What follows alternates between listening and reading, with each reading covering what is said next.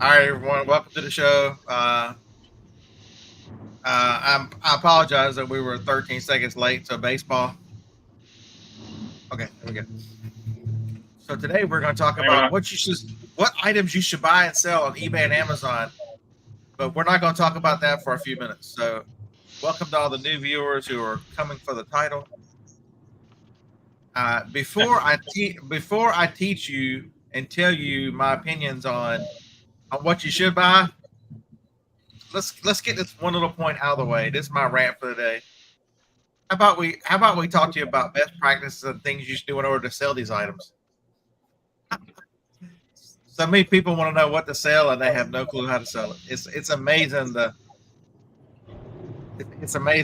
mindset you have to have and the mindset most people don't have. So Tom, that was disgusting, dude. So welcome to everybody in the chat. We got Phil, Jabez, Peddling Profits, Flipping Good, Super Basement Dweller, Super Canadian, Mr. Hand, Tom, Chastity. I'm standing there. So if y'all haven't seen my short from 2 o'clock this morning, yesterday I'm in a grocery store and I'm leaving and I'm like, what is that? It's cotton candy. They had candy apple. Seems pretty reasonable. They had orange dreamsicle, which, if you're a child of the 80s, orange dreamsicle is one of those legendary flavors that I like. And the third flavor of cotton candy was pickle. What? Pickle. I like me some pickles, but I don't want it to melt in my mouth. That's why I'm like, who comes up with the fact that, pickle cotton candy? These freaking dumbass woke leftists. I don't even think they're going to do that. Biden flavor of the month. All right, so somebody left the door open. Chris came in. Eric, even though Eric was first, I think he was ignoring us. What's up, Jacob, Patricia, Mike, Randy? Good morning. Ray from Johnny's. Thank you, Johnny. Appreciate that, man. We're talking about life and reselling, and I'm gonna give you some ideas. Okay, so I'll give you idea number one. The last 3 weeks, I have picked up Instant Pot pressure cookers. They are around, and most people look at them. Okay, so I got one that I've got an 8, a 6, and a 3 quart sizes. And most people look at it and go, oh my God, they're so big. Oh my God, oh my God, oh my God. Do you realize that if you decide to take the whole bottom part and throw it away and sell the lid's worth $35, $37? Just the lid.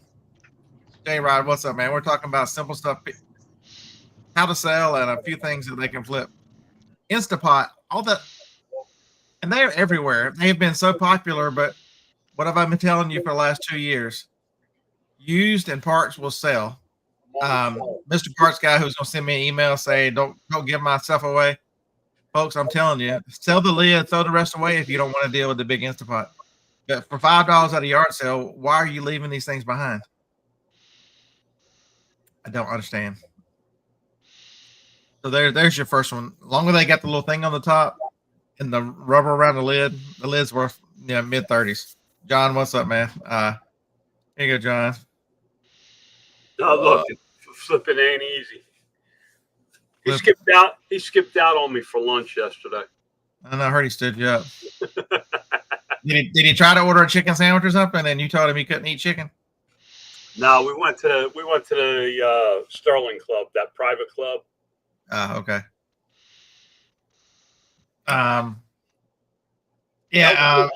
Mike said for 3 hours. So Mike says some of the times the jigglers are good money. Folks, remember all pressure cookers have that little pressure relief valve. That's what he's referred to as a jiggler. He's 100% correct. People lose those things. It's amazing. So Jay Rod says he likes us. Folks, so Jay Rod's in here. So one of your videos, Jay Rod showed up on one of my feeds. It's talking about why is Jay Rod so negative? It's from a bunch of months ago. I never had chance. I don't watch reseller content for the most part. Okay, so I do watch WBK and I do watch what's his name in Ohio. But other than that, did I authorize Steve to take the shot? No, I told Steve that he's gonna get fired if he doesn't get back in here. That's what I told him. Chernock, That's what Kent said. Kent said he thought you lost your jiggler. So there you go. Morning, Jennifer. But it's so many people they'll go to yard sales or they'll look at thrift stores and they'll walk by things. You know, I'm paying $35 a month. I must look at all the mall clothes. I must go through the whole rack of clothes, and then why is this stuff not selling? And then you'll practically kick over the whole rest of the store, which has got items that sell much faster. I don't get it. Yeah, Chastity, wait, flipping John. You can't fire me. I quit. I told Steve the scary thing. I hope Tom doesn't show up. Tom will think Steve's in a car. Oh my God, Tom's gonna be so confused, especially if Steve puts the piano in the background. Holy crap! It's. I'm trying to help you. The hell's going on with chat this morning? They're active. I know, right? You talk about a clothing seller, they get all pissed off. What the hell? I didn't say clothing selling was bad. It's just crowded. It's just too crowded. I mean, a lot of people start there, but the problem is they never progress and sell anything else. So I was at a yard sale the other day, picked up, and there was a microphone. It's on the other side. It was $2 for the microphone. I'm like, you know what, $2. Worst comes to worst, I'll throw it in the bag and carry it with me or do whatever. When I get home and look at it, damn thing's a Razor microphone. It's worth like $35. So, Got a good time yesterday. Oh, Hey, yeah. John, how's shelf 7 and 9? We're figuring that out still. But very good advice. Very good advice. Very good time today. but I think the problem is with telling people what to buy and what sells is reason why I don't do this anymore, and it's sort of a clickbait title, is I think you limit people's imagination. I think you limit their curiosity. Okay, so here's the story. We got 71 people. I can tell my story. So I'm in Walmart the other day. What am I looking for? I don't know what I'm looking for. But the yard sales ended up making me spend $1,000 at Walmart. And so how does a yard sale? It's hard to mow grass and broadcast at the same time. So I started buying cheese in a cheese blocks because, I'm kind of crazy. If you start reading about the stuff they put in shredded cheese to keep it apart, it's not always nice. So I'm like, you know what? I'll start buying the cheese blocks, and there's whatever that cheese is in Oregon that is so good. I got some of that from Walmart. I'm like, but I needed a cheese slicer. So I found one at the yard sale for $1. It's a Cuisinart. Awesome. First time that I went down to cheese, it broke the damn wire thing. I'm like, I'm going to do what I should have done, just buy one at Walmart. And so I'm wandering over to the aisle, and they did not have one. But as I looked down the aisle, at the end, this store's under remodel. And so all the aisles are pushed together, so the toys are closer. And I see 2 or 3 clearance things, and one of them's a clearance sticker on a Lego. And I'm like, all right, clearance sticker on a Lego. Let's walk over there. There's an entire wall full. There's like 15 Legos and all these puzzles and all this other stuff. It's not marked regular clearance. It's marked like 80% off. And I look around, and yeah, Tillamook, that's it, Lola. Thank you so much. And Timothy. There's a basket there, so I grabbed somebody's basket. It didn't look like anybody. I fill it up, and I thought to myself, you know what? I'm just gonna wander around and look. I buy a lot of cars and other stuff to sell. It's not a secret. And I wandered back there. They had a couple of them, and right beside the cars is another complete shelf full of clearance. I'm like, I need another basket, so I went and grabbed another basket. I filled that one up, and I can see down at the end of the aisle there is a pallet. There's 2 of them together, and they're spilling over the floor. There's one of those stands that they push around now that's got the ladder on it, and there was a label maker there on it, and it's half done. And so I went down there, and all the stuff that I knew from all the other places, I grabbed all that off there. Manager comes up and says, so she was a manager. Turned out she's from Miami. She's in there to help them do that. She's only here for 3 weeks. And she's like, so-and-so is gonna love that you've got these baskets. She said, do you need another one? I was on the phone with Jennifer. And she's looking through stuff. She's like, "Oh, my kid needs this or this," and she picked up. She's like, "I'm gonna go get you a basket." So she comes back with a third basket. So I fill up all these baskets. She actually pushes one all the way up to the front for me. They tell you these stores hate you. Tell them you resell and you buy their clearance. They hate you. They don't hate you. I'll go get you a damn basket for God's sake, and stand there and talk to you and tell you how happy they are to see this stuff go because they're under clean, and then tell me the schedule about when they're going to do other sections. Okay. She's going to be back here tomorrow at 8, and she's going to finish marking out the rest of this pallet. So yesterday afternoon, I wandered back over there again, bought another one. Cart, buggy, whatever, Jennifer. God almighty. So I sent this picture to several folks. Where is what the hell's a buggy? Damn it.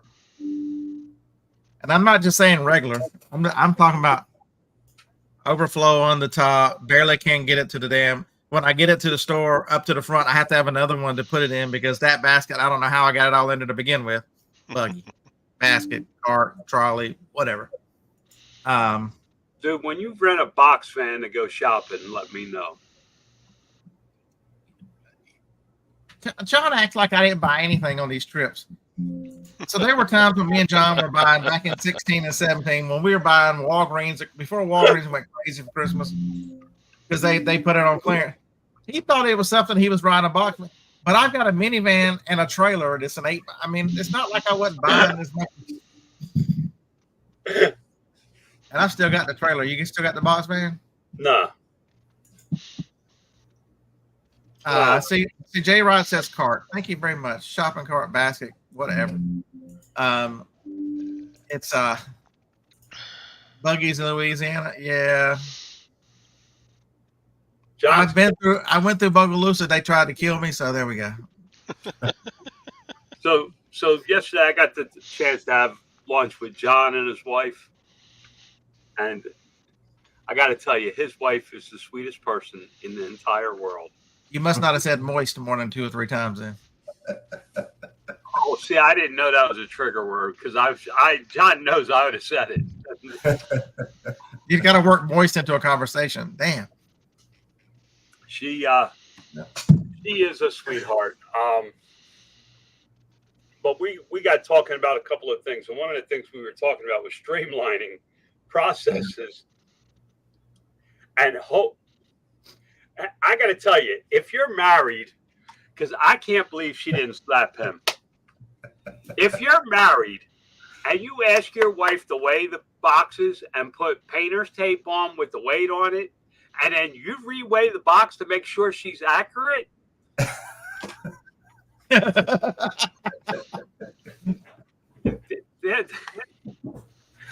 was the thing I took away from the conversation was weighing an item not once, not twice. They weigh it 3 times.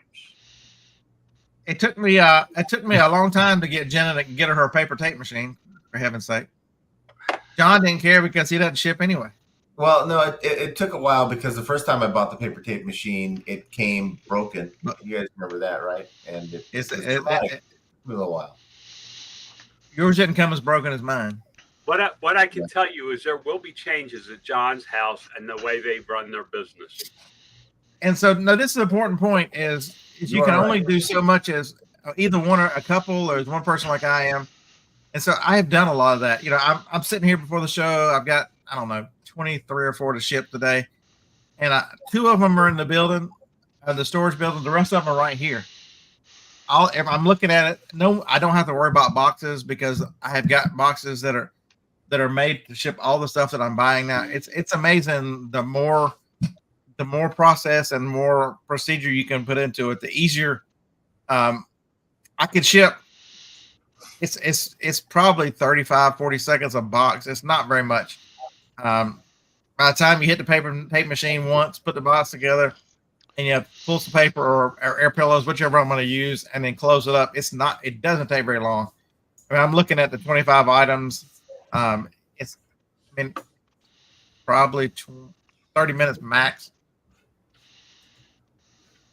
from grabbing them to putting them in boxes to they're in bags ready to go. it's amazing when you get the right storage system, which I don't have a system, I just have a shelf, but knock on wood, I'm going to look at it. It's like one big store wall. And yeah, it's because anybody who's ever been on the phone with me trying to find something, oh my God, there used to be a time when it would take me longer to find it than it would to ship everything. Oh my God. It was probably on shelf 7 or 9. Yes.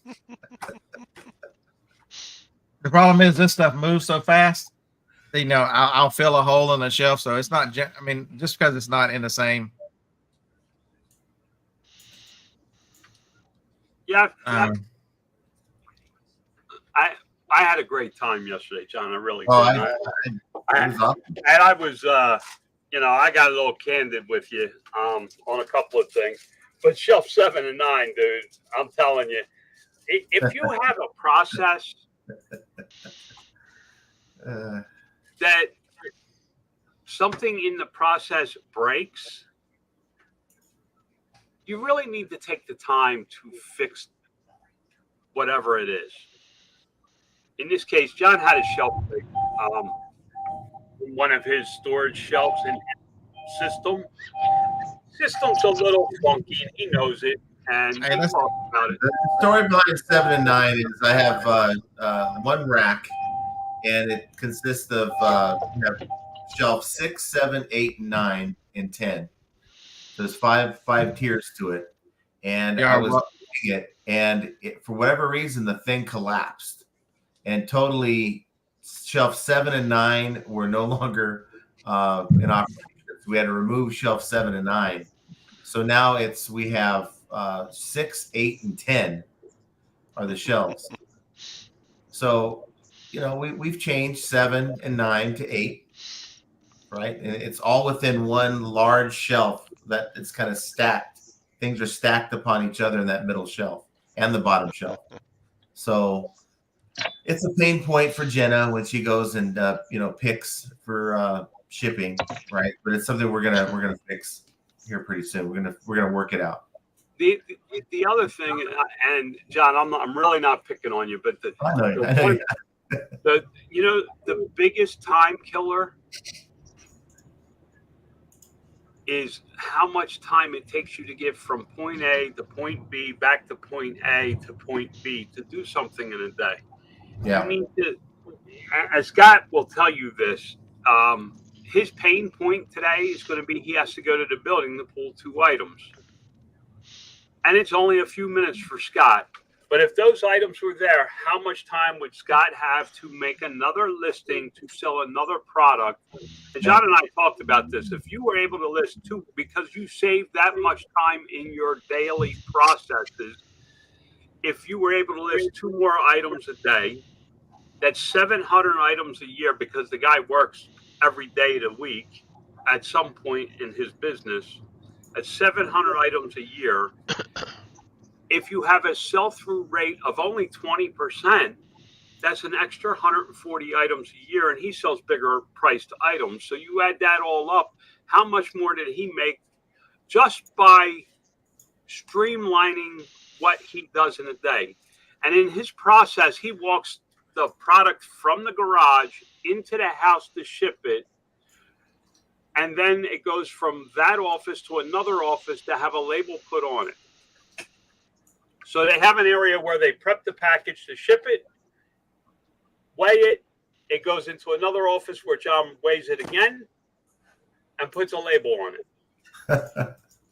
and it's funny now, but if you take that time and you just move everything into the garage, you will see that you ship in half the amount of time that you ship in now. If that creates time to make 2 more listings, you're talking about 700 items a year.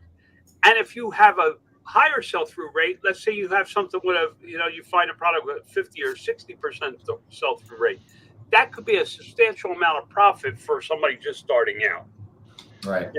I'm laughing about it. We're laughing about and joking about it. But when I said it, he kind of went, and he started to see what I was talking about in streamlining that particular process, because he asked, at what point do you hire somebody? You know, Right. what point do you hire somebody? But just think, even if you only did half of that, you're still 70 items. You know what I mean? Even if realistically you can't keep that up and you only hit half, oh my God, I'm terrible. I only hit half. You sold us extra 70 items. I mean, that's still. I like the way you broke that down into small numbers, because that makes a lot more sense, you know, when you're thinking about it. Because I tend to overwhelm myself with, okay, I want to list 3 more items a day, but I look at it as 300. I would have looked at it as 300 items a year or 500 items a year, and that would have just overwhelmed me. Okay, so here's where I tell John that he's wrong. So my pain point today is not unload the truck. My pain point is not going to the building, because, okay, so here's how I had thought about that. I have 2 days shipping. So I will only go to the building on the way to the post office. So I will pick those things up. They will be shipped tomorrow. I will grab them today. I've made a list on my phone. So I've gotten way better at using my phone. I've already set them up. So my phone has a list of the 3 things I got to pick up. I know where all 3 of them are, so that's easy. So I'm not making a specific trip over there. I'm going to pick them up on the way back to the house from the post office. And even if I only ship them tonight and throw them in a mailbox, because they're 2 big girls and a book, it's not a big deal. They'll go out tomorrow. So anything that is so, and as I'll update through the day before I go to the post office at 4:00. So anything between now and 4, if it's over there, which probably won't. Last week I only had 2 items over there at the building. So I don't stop what I'm doing to go over there, or I don't change my shipping. It just goes tomorrow because I have 2 days. Everything else will be shipped today. It'll go tomorrow. And so You want to know what my pain point is today? I'm delivering other people's groceries and not reselling. That's my pain. Your pain point is, I told you you're equal to Big Jim, and now you're depressed. Yeah. No. Well, you know. But see, Scott, you have a process. Most people would stop what they're doing because they're shipping, and they would go find those 3 items, and it spend 3 hours, where you have a process now to pick it up on your way through. Listen, a process doesn't mean that somebody can come in and do what you do. Process means you got it streamlined to a point that you have that you could save time doing it. You know, if John streamlines the shipping, or if John fixed racks 7 and 9, it's a small thing to John, right? Because John doesn't ship or pull the product. It's a big thing. It's a big thing to his employee, which is his wife. She's not an employee. She's a partner in the business. But oh God, wait till I called her the employee. Oh, she called herself that yesterday. So it get to a point where you have an employee. When something like that happens, you have to fix it. You have to stop and fix it so that the process will not change. Their process had to change in their shipping when they lost shelf 7 and 9. Now, sometimes money plays a factor. And I said this to John. I said, you have to understand, you sell this much, I sell this much. So my problems are on a much different scale. And sometimes I just say, okay, we need new computers. And I go to Best Buy and I buy a stack of computers. I buy 10 computers. Beard's been with me on a shopping trip in Best Buy, and I just buy what I want and need. And I put it on the credit card and let my accountant figure out how to pay for it. These are the things you can't always do what I say, because sometimes I don't think on a smaller scale. It's hard for me sometimes, guys.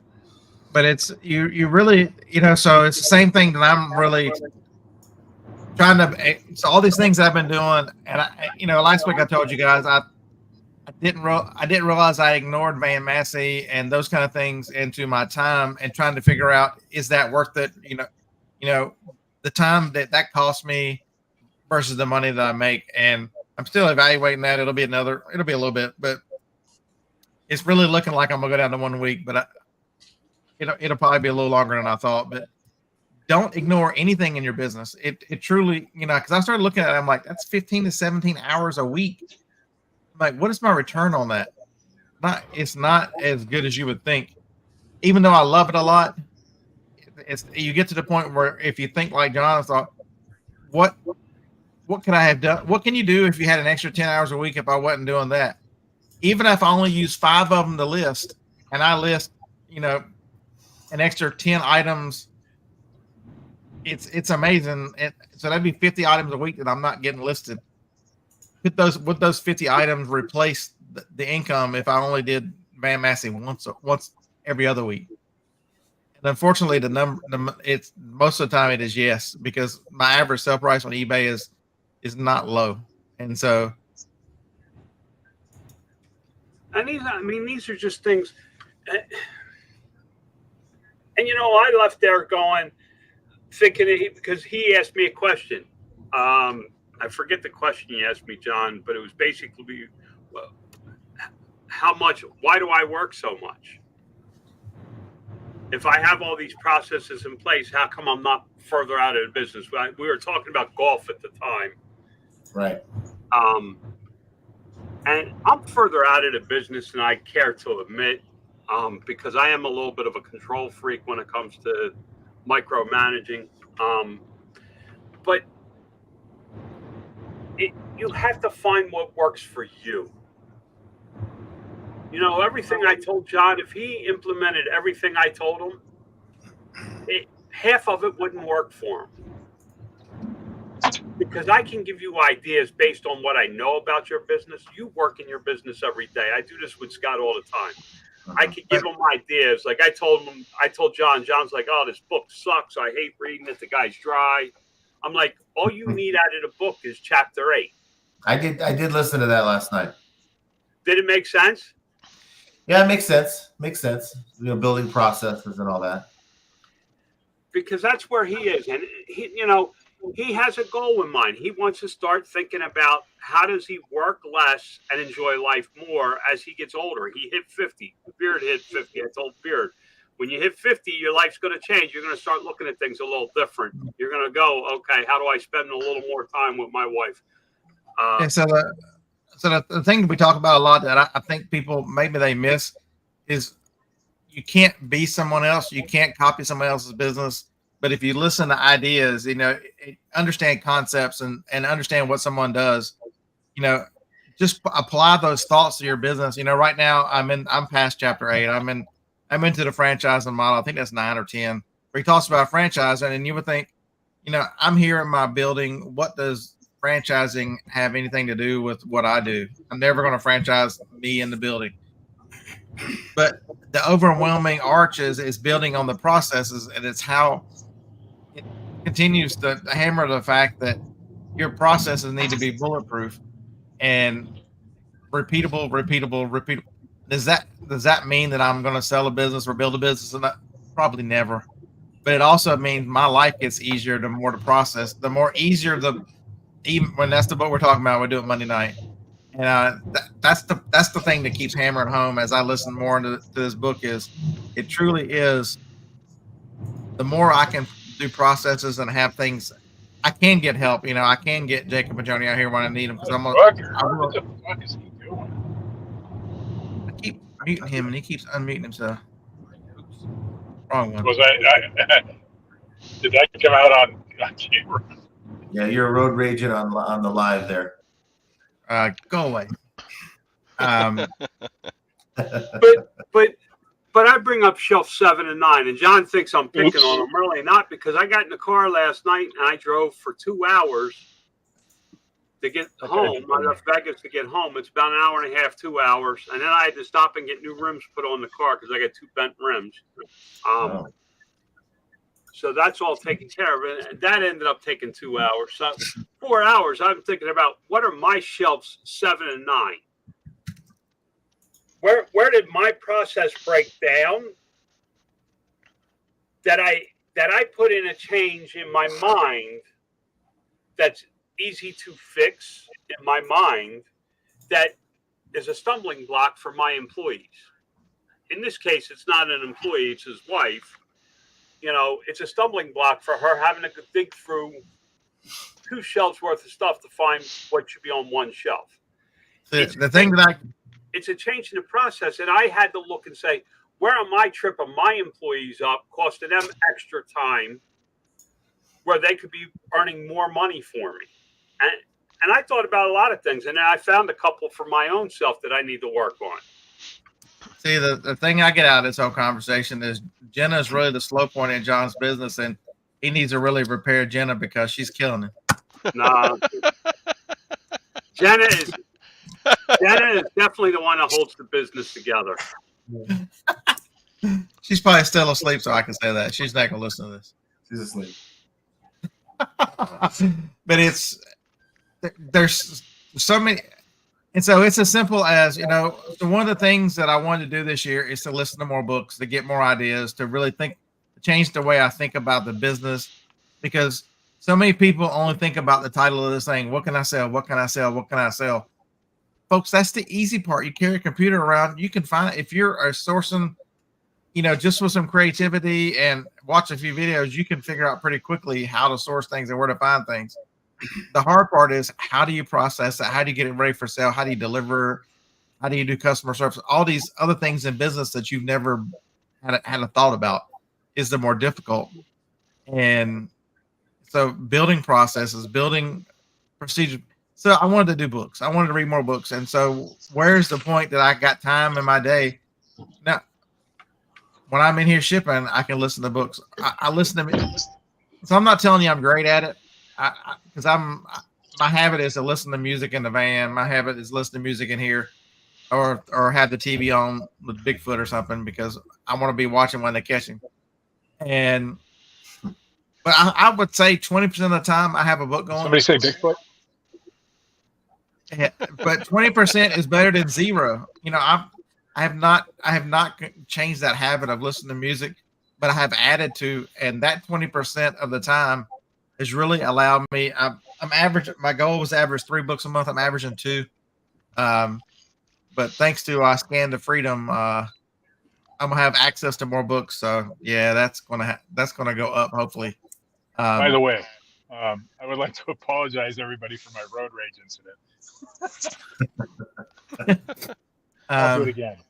Shit. You ever been in the van when Beard went off road rage?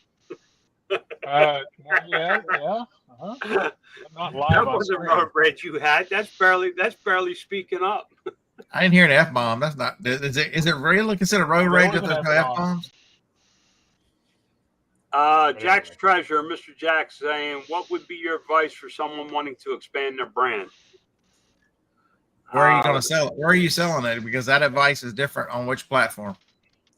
And it depends on what he means by expand. Yeah, are you talking about expand, like increase sales? Are you talking about more products? Yeah, I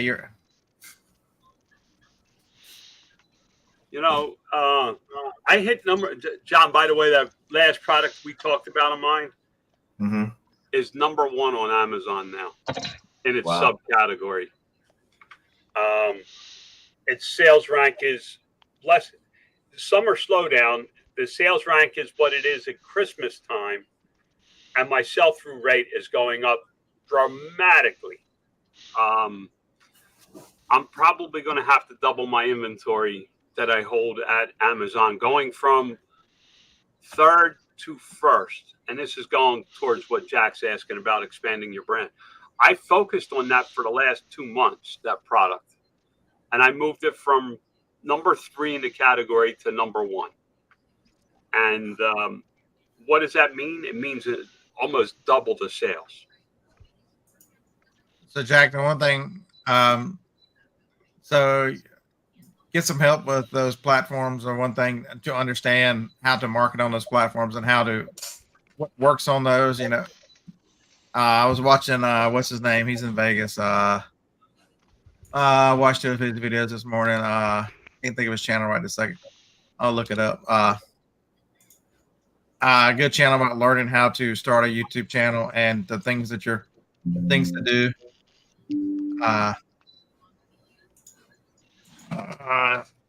You got to test your markets too. You got to play around. You can't be. And now, what we're talking about are products that you can replenish in large volume.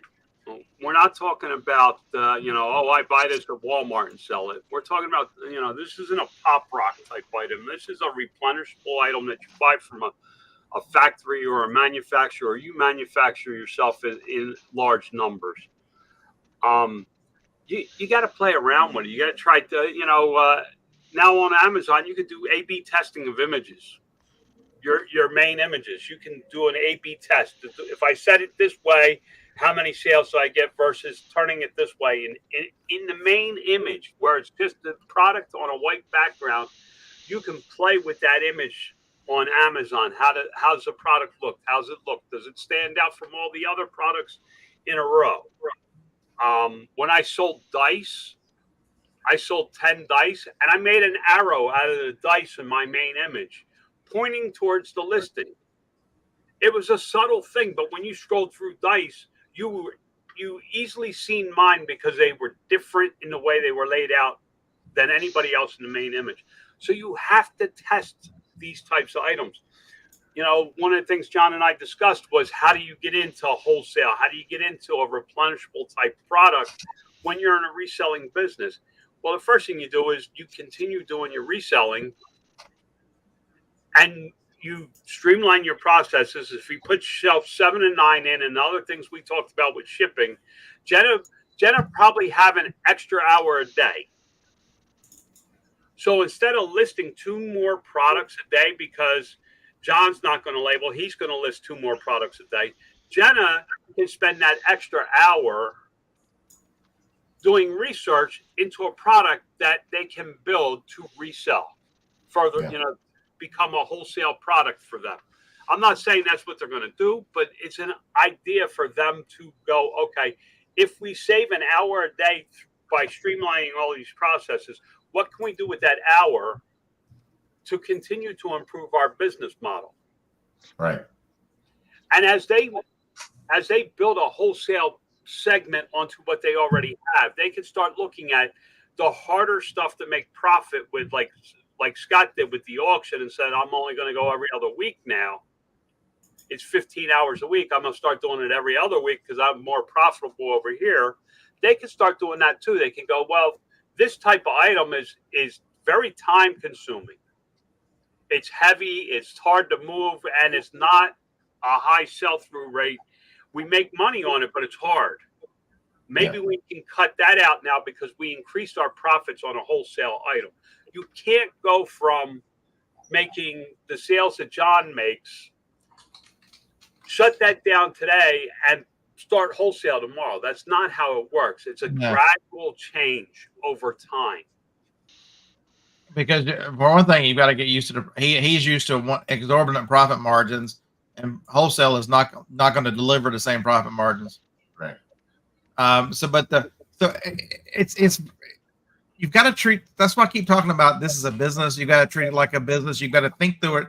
So we started off this morning in the chat. If anybody was watching it, so Javis asked, he's got some. Can I get that far back up in the chat? I doubt it. What to do with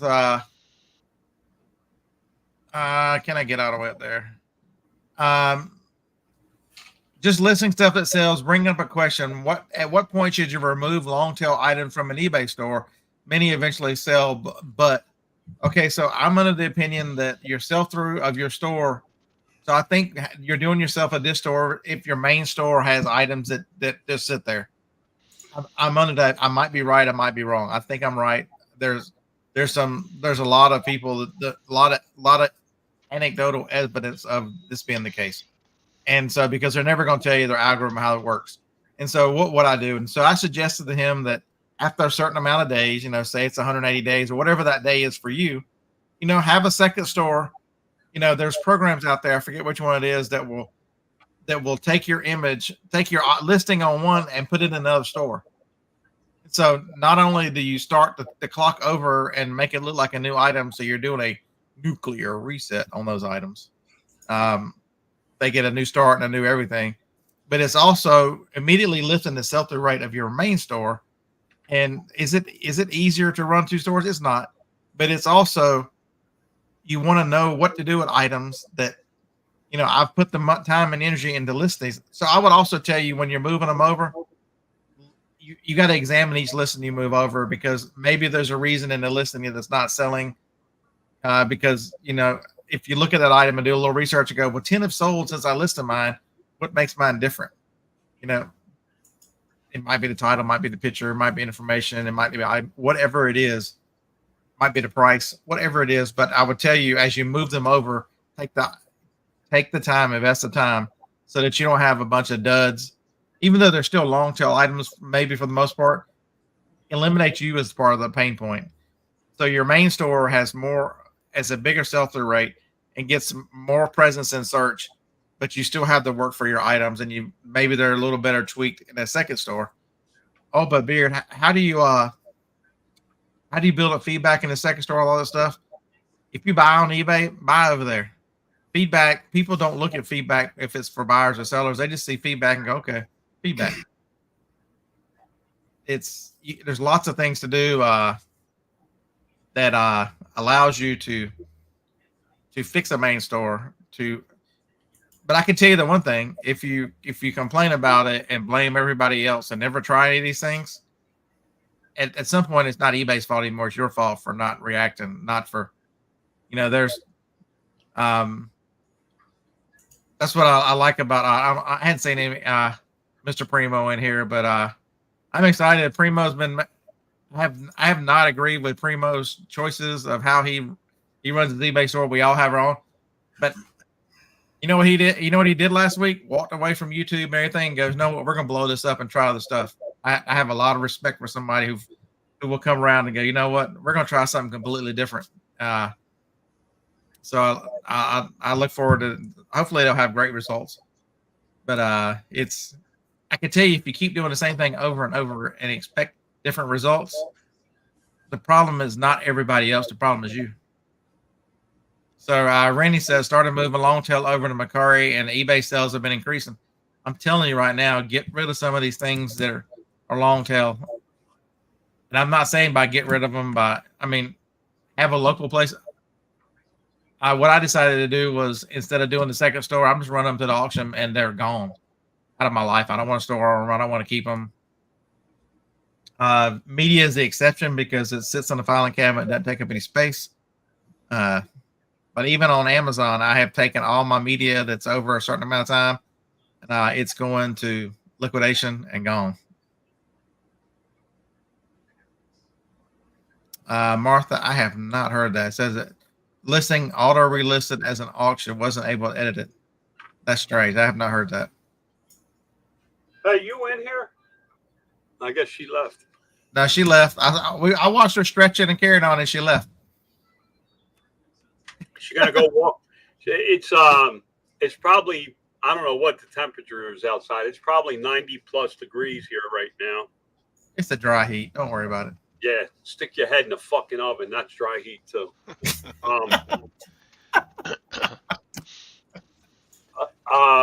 She's gonna go walk her 10 miles this morning. But the next question I will ask: are you using all the tools? Are you using coupons? So many people are if you're in the mindset that I'm not giving eBay another penny, you're not really competing. You don't understand you're not a business person because you don't understand any of it. Go to any business, go pick a business anywhere out there and ask them, how could you survive without any advertising? Why do you think that you should be different on the internet? It's just a different way of advertising. If they call promoted listings anything else, if they called it, something advertising or whatever, it would make you feel better about it, whatever your feelings are. There's so many people that are so adamant about that. I'm like, it's absolutely insane that you want to bang your head against the wall so hard instead of, but I tried it and it didn't work. Maybe it's a combination of things. Maybe it's part of your listings. Maybe it's part of your items. Maybe have you looked at how you list items? It's on any platform. You list it wrong on Amazon, you're never going to gain up in search. You got a new item on Amazon and so there's on Amazon, there's two different schools. So John is the pay-per-click to understand advertising to get his items up. I understand that one, but there's others, and they've been taught this way to build great listings with great keywords and to organically move up in search. Neither one of them is wrong. It's how do you want to get there? You're still spending the same time, and then you can take both models and combine them. no, you can't do that. And you have to do one or the other. Move into number one. You have to do one or the other, John. You can't do both. Okay. Well, here's what I did to get the number one on Amazon. I improved my listing and my conversion rate. The first thing I did was read the negative comments, and I addressed them in my 5 bullet points. I improved my images, and I improved my advertising. By doing those 3, I went from 3rd to 1st. And how do I know it works? Is because I'm doing it on another product that was ranked was 1,000 in a category. It's now 200 by doing just those things, and it's dropping.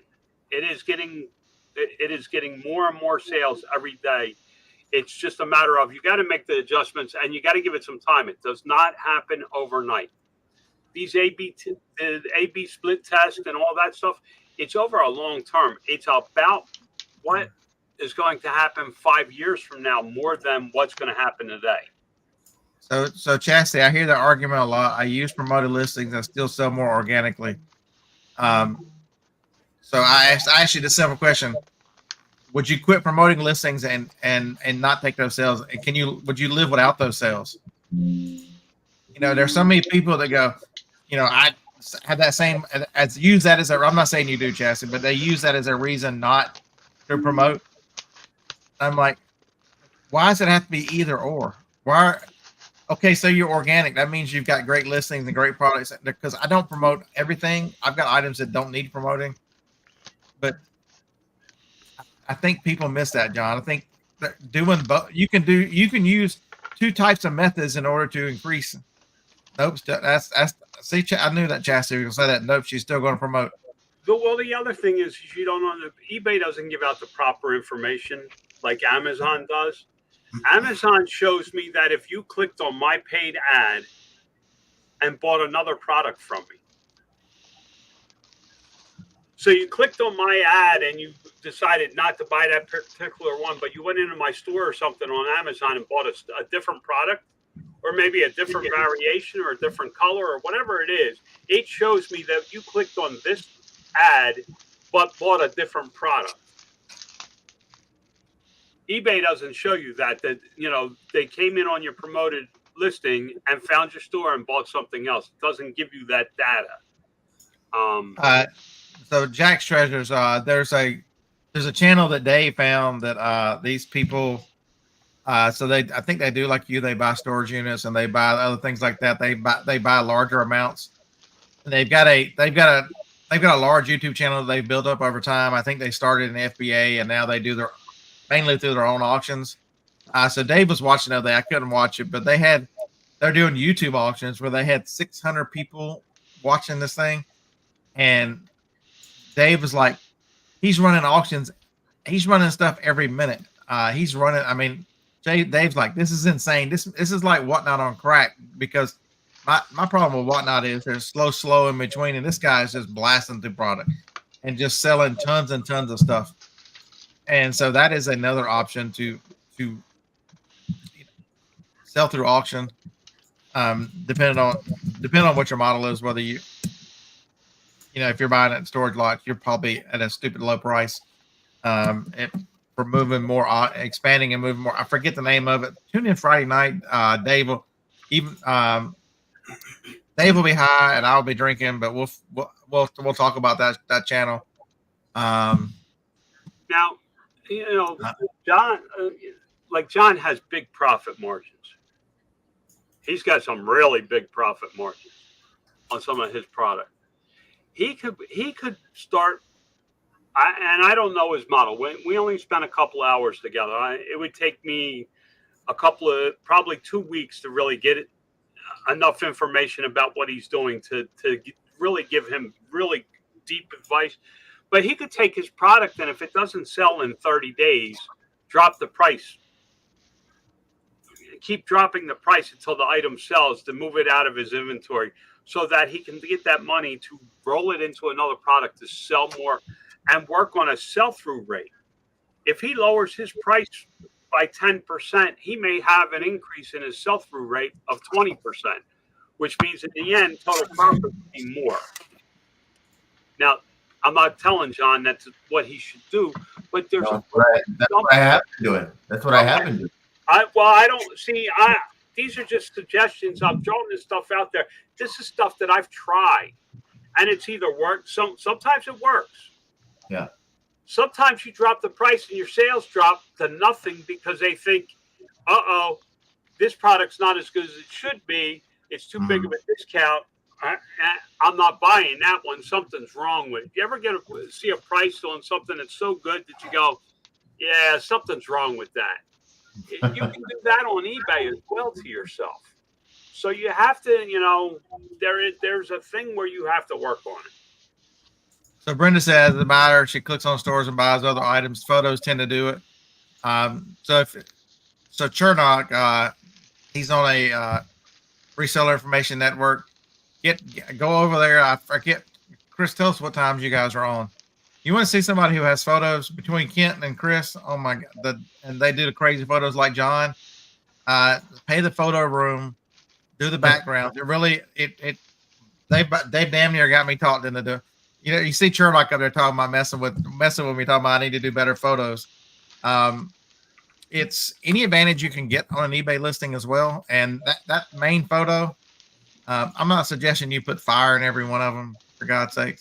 I don't know who would do that, but so one of the ones, either Kent or Chris, I forget which one it was. We got a text that I've got like 1 million pictures of shoes in this text group, but they had, so it's flip flops. And so so in your mind, where are flip flops? A nice pair of flip flops. They're sitting on a beach. And it's just very subtle, the picture, but it also improves how many pictures you look at and it's laying on somebody's floor. It's hard to see. Well, there's a flip side to that too, though. On your one-off items, that's fine. But this is, John, it has gotten so easy. Because I'm like, okay, so show me on your phone, how hard is this? Because I'm thinking it's 5-10 minutes. The shoe, I mean, it's literally less than a minute. We're talking. No. I understand that. What I'm saying is you have to be careful because those products will not go to Google. Google, the reason eBay pushes the white background and Amazon pushes the white background is because Google wants a white background to rank in their search. I thought they'd loosened up. The white little. Background is so important. And they loosened up on that a little bit. I thought Google had loosened up on that a little. If they have, I didn't hear about it. I know that I use every image, whether it's eBay or Amazon, is on a white background. Now, I do lifestyle images and all that on the other images, and everybody's like, oh, you can get away with putting something in the main image. Yes, but you do not rank on Google. I have a product that sells 30-some thousand a month. It is the #1 listing on Google. That is not an ad. I've read recently that Google has relaxed that. Okay. I think they have. Yeah, really, you want to make your photo stand out from the competition. So if everyone's using a white background or gray background and you don't have anything that makes your image pop, I mean, you still make sales, but I think that helps get you're in a sea of impressions when someone does a search. So you want to be able to find a way to get that buyer to look at your listing and click into it. That's the #1. But I think John is right. Grumpy is right, John. If you're having a wholesale product, I don't know that I take a chance with that. But if it's a one-off pair of shoes, Right. And to get that kind of. But if you've got something that you want to sell over time, you say you want to sell Yeti cups and you've got 2,000 or 3,000, or you're a distributor and you want to sell Yeti cups, you need a clean picture of a Yeti cup. You don't need a Yeti cup in an astronaut's hand or But what they do is they say, what most people do is they say, okay, it has to be a white background. They hold the cup and they take it on a white background and they remove everything, and that's their image. You can tweak how that product is in the image. Right. That listing I was talking about on Google, that's the number one after the ads. It's the first one. That product, most people have just a square. It's a square item, so they just have the picture of it square. I actually have it set up so that what comes in is behind the image. The image is the product is a little bit smaller, and it stands way out from every other one when you scroll through on Amazon or eBay. You can work with a white background and make your image stand out. It takes practice. That's why there is A/B testing. And I'm not saying that you shouldn't have a background. If I was selling one-offs and it took me 30 seconds to put fire behind my sneakers, I'd have fire behind my sneakers. I would. So all my images are just like I've done the Amazon thing. I've my philosophy is, as an Amazon seller, I'm a better eBay seller than you are. So I've got white backgrounds. My product is in 75% of the minimum, 75% of the picture. It's, I've done everything that Amazon says, and my sales are fine. I'm only up like 120% on eBay this year. So it's not that bad, but I am to the point where I might change and do some things just to do some, like John said, just do some testing to see what happens.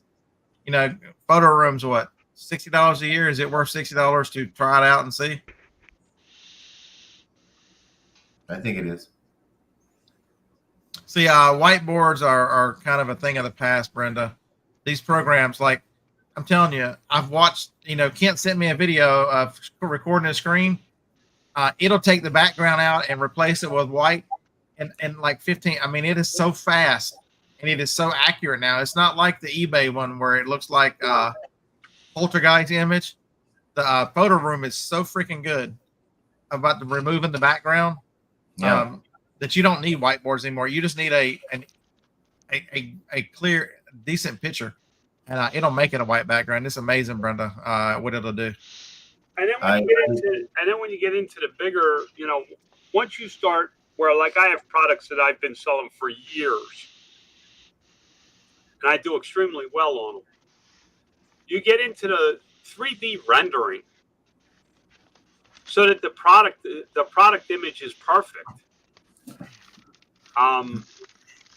It's not cheap, but you take a product from three that's doing 30,000 a month in sales to number one, and now it's probably going to come out at about 65,000 a month. So Kent, I don't see you in. Oh, you are here. So Kent, here comes your video. You get credit for this. All right.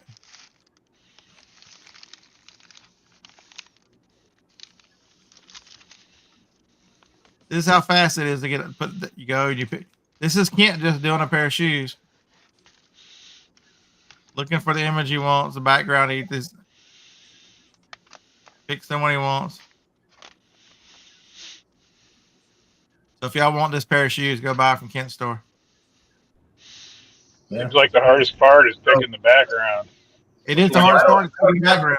My backyard. This is not my backyard. I don't have any grass in my backyard. I sold 3 of these within 2 days using this. This is not a stock image either. This is one where I actually had this in my driveway, and I had a background of some random yard in my photo. And so Chris wants me to make sure I tell that Kent is an idiot and that he taught him everything he knows. So there you go. I've got to get ready for the podcast. But that's the thing that most people don't realize. They come around, they see that I'm doing, these massive sales, and they want to copy what I do. And what I do doesn't always work for everybody else. What John does doesn't work for Scott. What Scott does doesn't work for me.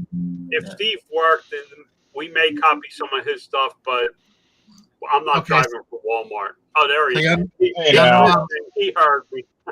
Okay, so I'm old. Go to Chris's store. That was Chris's video. I looked. I thought that was Kent. Kent, I gave you You're credit for always in being my ear, smart. by the way. I'm gonna stop talking to you, Kent. I'm gonna start talking specifically to Chris. But yeah, so Turnock, he's in the Reseller Information Network. So what, Chris? Tell us what time you guys go live. He's just most time he's in there working, but there's lots of people with lots of great information. I don't have any clue about doing it, but the point is you need to find out find people you trust, find people that you can listen to, even if you don't sell like they do, and even if you don't have the same business model, you can still learn. I mean, it's, John's the big wholesaler here and private and making his private label, maybe listen, but some of the processes and the way he goes about stuff, we can all learn and apply to our businesses. So many people will go, "Oh, John's just grumpy." John, dude, there's a process for building each business, and it all works very, very simple. Yeah, Chris is the guru, or Turnock is the guru in the group. But there's so much you can learn and apply processes to make your own business better and to make your, how do you get to a point? So flipping ain't easy, John. If you've got some efficiency in your shipping, that gives you an extra few minutes to go, you know what, I'm gonna try different pictures. I'm gonna to think things through and do other things. It's amazing if you save a few minutes here or there. It isn't always about getting more listings done. It can be about improving your processes, improving your knowledge.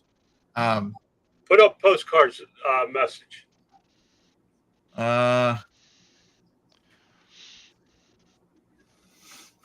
Mark is correct. That's why I don't compare myself to you, Mark, because if I was trying to go against your organization, I would just run my van right into a tree and get it over with. John spent 3 hours with me yesterday. How grumpy was I? Let me just say this, and I was going to try to say this earlier, but I didn't know a whole lot about you other than what I've seen on these shows, right? Once I sat down and we started talking, I was just amazed, just your story and your processes and everything that you shared with me was just so amazing. If I didn't have to be home by 2 for my FedEx driver, I was telling Jen on the way home, I said, we could have easily been there another 2 or 3 hours and not even think twice about it, because it was just so much information. And that's the importance, I think, of networking, meeting with people. You get outside of your own world and you can see things from other people's perspective, gain ideas from their life experiences and what they're currently doing. Maybe you're not going to be able to emulate everything that they do, but you might be able to glean 1 or 2 things from them and be able to take that forward with you. So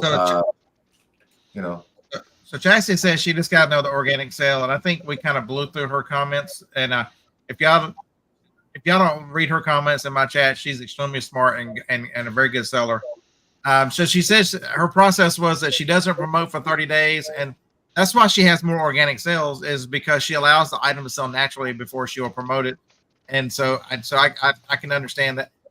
And so if you're of the opinion that I would like to lessen my fees and those kind of things, because maybe my margins are not, I don't have flipping ain't easy margins. Maybe my margins are low, I would tell you still got to promote. I would still tell you, maybe you take Chastity's model where you go, hey, I'm gonna build the best listing I can, and then use Chris's, don't use Kent's, use Chris's pictures method to build the best listing, great pictures, and give it 30 days to see what happens. But have a process for evaluating in 30 days and then turn the promotions on for that item. Because I would tell you that just ignoring promotions is a mistake. It's you've got to build a process for your business that works for you. You can see, I'm the lazy one. I know that I can't go in 30 days and look around. I don't have a way to track that. I don't want a way to track that. I just promote from the beginning. I don't care. I just promote. And I also buy items that I understand what the cost is going to be, and that is built into my head when I judge an item. And so I understand. I don't look at it and go, what are the 15% eBay fees? I judge everything on 25%, eBay, Amazon, whatever. And that way I've got room for margin to do whatever. And so, but there's ways to ignore, to say something's wrong, to not use an item. That's the wrong part. Figuring out how it works for you and your business is the right way to do it. Whether you use Chastity's model, where you use mine, where I promote all the time. There's lots of people that do the 30 days, don't promote 30 days, and it works for them. And they, no rest for the perky. But No excuse. You are in California. Get up early. I'm sure Chastity has a way of tracking right when her time is up to start promoting that. And that's the thing, and John, thank you for the compliment. That means a lot, because, I do this a lot and I enjoy doing it, but you have to understand, part of the reason I do it is because I get in the car after that and I pick my own business apart. I tease them about shelf 7 and 9, but I have found last night, I found a couple of places where I'm tripping my employees up by not fixing shelf 7 and 9, and me being, who I am, I can work around there's no 7 and 9. That's no big deal to me. I just work around it. But to an employee, it trips them up and it costs them an hour a week, and that hour they could be doing something else. Right. That's what streamlining is saving time through improved processes. You haven't been grumpy at ASD, you'd have a whole different opinion of them. So there you go. What kind of whole different opinion? If you went and the craziest that's ASD, and oh my God, where did John go? Wait a minute, just listen. He's he's 4 aisles over. I just had that way because you could hear him over there carried on. Yeah, you'd have it completely. But there's even then there's a method to the man, because he's walking through and he's evaluating everything based on the way he runs it through his system. He's like, how many times did you tell me there's money at every booth? There's money everywhere. I mean, I've been walking. I heard that over and over and over. There's money everywhere. There's money in this booth. There's money in that booth. There's money everywhere. You just got to find it and figure out how to run it. And you would search on Amazon and go, he's right. Yeah. We went to sit down for lunch, and this lady was sitting in an adjacent table with I guess she's having a little birthday party with her and some friends or whatever, but she was the only one there. And so John sits down and says, hey, we're going to be talking. She's like, oh, that's fine. So after about 20 minutes of that, she's getting up, packing up, moving to the other side of the restaurant. I'm just naturally loud. Naturally. It's not an act. John will tell you what you see here is what I am when you meet me. Yeah. Scott has spent probably the most time of anybody in the reselling group with me in person, and he knows I go for hours. ASD is nothing for me to go from open to close all 5 days that it's open. The show's open. As long as you got your pack mule with you, he'll look around and I'm like, Lord, your back's there, I'll be killing. She's picking up every book from every, and she's got this backpack on, and you put it. She goes to put it down, and she's like falls over. I'm like, yeah, my wife is I give my wife a lot of stuff about being my chief spending officer, and I could have retired.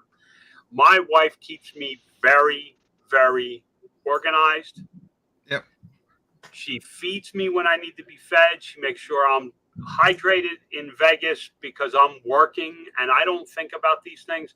She kicked me under the table. I don't know if John knows this. She kicked me under the table a couple of times yesterday because I ordered food and it sat there because I am so passionate about talking. I don't eat. And she knows that I need to, get calories in me so that I can make the drive home or whatever. It takes people behind you. Scott says, I do this all myself. No, he doesn't. Joni's in the house taking care of all the needs he has in the house. I know Joni. I've been to their house. They have a beautiful home. she takes care of all his needs when it comes to the house. Scott doesn't have any responsibilities for making sure he has clean clothes or any of that. It takes a team. For the record, I wash my own clothes. Oh, do you? Okay. But he doesn't cut his grass. Because she carries on about separating colors and all. I'm like, cold water fixes everything. I'm just throwing it all in there. The heck with it. But, you know, he doesn't cut his grass. No. I told him one time, I gave him hell about it, that he could make more money in the 3 hours that it takes him to cut the grass than it cost him to pay somebody to cut the grass, to save that time so he can do more work. And he says, okay, and he got somebody the following week, and the guy's still cutting his grass several years later. Oh, yeah, he's here. He was only here, 20 minutes? It ain't very long. I mean, because it's his profession. He's got it down to a science. To come in your yard, he knows exactly how to cut your yard every week. Yep. John, who knows where John is? West Coast time. He gets up he gets up before the sun, Roman. Come on. Who, me? Yeah. No, I've been sleeping till about 5:30 every day. Okay. He's been sleeping in 5:30. I used to be sitting in front of this computer at 3:00 every morning. I did my own gutters, Mark. It's crazy. And everybody's like, why are you up so early? I get more work done while you guys are all sleeping. Nobody's ringing my phone. Nobody's sending me a message. You know, nobody's saying, hey, look, I just found this at Family Dollar. If you're in Family Dollar, you got to buy these 2 Matchbox sets because they're selling for $189 as fast as you can list them on Amazon. No, these are the things Scott and I used to do when we were shopping Walmart and Dollar Trees and Walgreens for Christmas. Man, I got a lot of Walmart to deal with. All of them had stickers. Unfortunately. I've been buying so much stuff that doesn't have stickers. I can't believe I got to pull stickers from 4 baskets of the shit today. But it's going. So I would challenge you, figure out how you're going to sell this. So what's the one thing that I've been doing? I've been doing FBM on everything. And I started filling these baskets up, and I think I was on the phone with Jennifer or somebody. I'm like, there's no way in hell I'm shipping all this shit. It's going straight to Amazon. I actually sent an FBA order in yesterday. Between today and tomorrow, I changed my plan. It changed my plans. I was going to do the 301 this week, but when I've got so much Walmart clearance to get out of here, I need the days. Don't need to come back and it still be sitting here. So I'm not doing the 301 yard sales. I am staying here to hopefully by Friday be done with all this stuff. That's why I don't know if y'all noticed, but the tables are clear behind me. When have you ever seen that tabletop?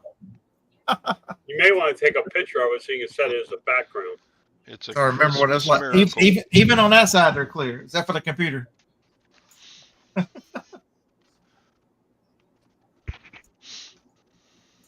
Yeah, Vegas is a THC mecca. You can't miss it. But it's What's weed.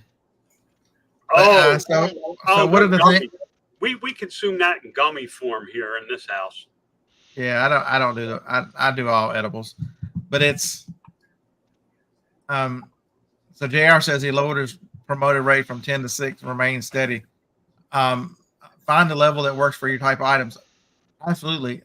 Depends on the competition, depends on the category. I mean, it's there's another thing too. Change it up. Change it up. If you run 6% all the time, go to 8 for a week. Who are you talking about, Sadie? Drop it to 7. Go to 9. Your customers will see that. And it will also show to different people at different times because of the percentage that you're willing to pay. On Amazon, if you run a low bid, if you find what a low bid is in your category, when everybody runs out of money at the end of the day, your ads start showing and you start picking up sales. There's things that you can do with programs that make things better. And one of the things I said to John yesterday was, you can't take all of my advice because you sell this much. I sell this much. And there's a whole set of problems you haven't figured out between what I do and what you do. And I will do my best to give them the best advice I can. But you have to understand that the last time I did his numbers that he's doing was probably a decade ago. And times were much different back then. What we were allowed to do on Amazon and eBay 10 years ago, there's a whole lot of rules about stuff that people were doing back then. You know, everybody's like PayPal. 12 years ago, we took well-hidden cash. It was only 12 years ago that we were still taking cash. PayPal was a sponsor of eBay Open in 2012, just 12 years ago. Before we made Elon all that money. Hey, God bless him. He was smart. Oh, no doubt. He made it easier on us. Imagine that if you have a service that makes it easier on lots and lots of people. You just need a small cut to make yourself incredibly wealthy. But so the items that you should sell, go back to the title. If you're an everything seller, I've got news for you. What you should sell depends on your buy cost. Every item has a point where it will sell, and it's some things are in such low demand that if you got them for free, you'd be tough to sell them, and it'd be a while for the right buyer. But it's amazing right now, the value in used items, the value in items. If you're an everything seller, J-Rod drafted as 40. J-Rod, thanks for showing up, man. I appreciate it. I would tell people to follow you, but everybody knows who you are. So, so look at J-Rod. J-Rod's already got. Tell me he doesn't have a plan. That he doesn't do anything by accident. I've watched him enough to know he doesn't do anything by accident. I'm telling you, come up with a business plan, come up with a schedule, come up with whatever it is that allows you to be the best version of you. I'm not saying you have to be J-Rod because, oh my God, do you have that kind of energy and drive and opportunity? But there's something in your area that's worth it. And God forsakes, I think cars leave the county. Last time I checked, you could get in your car and drive across county lines or state lines.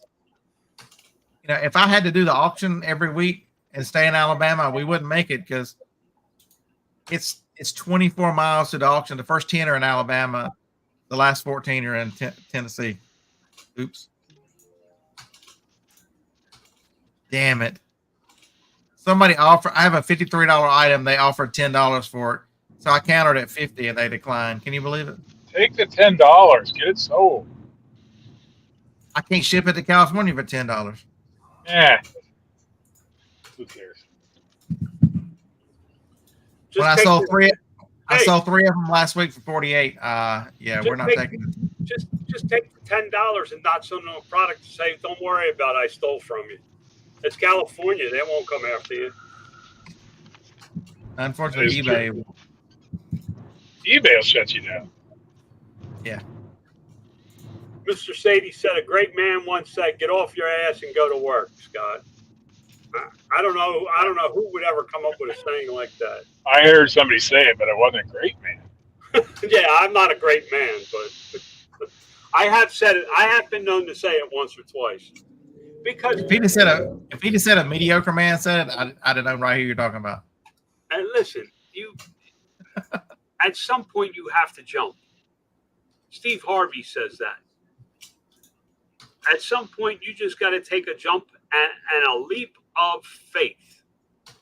Coming here and watching us talk about what we do and what people in the chat are doing and what others are doing and taking in that knowledge every day and never doing anything about it, that's you failing.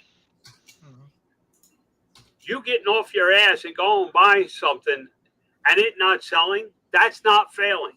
That's learning. That's getting an education, and that's trying. And as long as you keep trying, you're moving towards success. As soon as you stop trying, that's when failure sets in.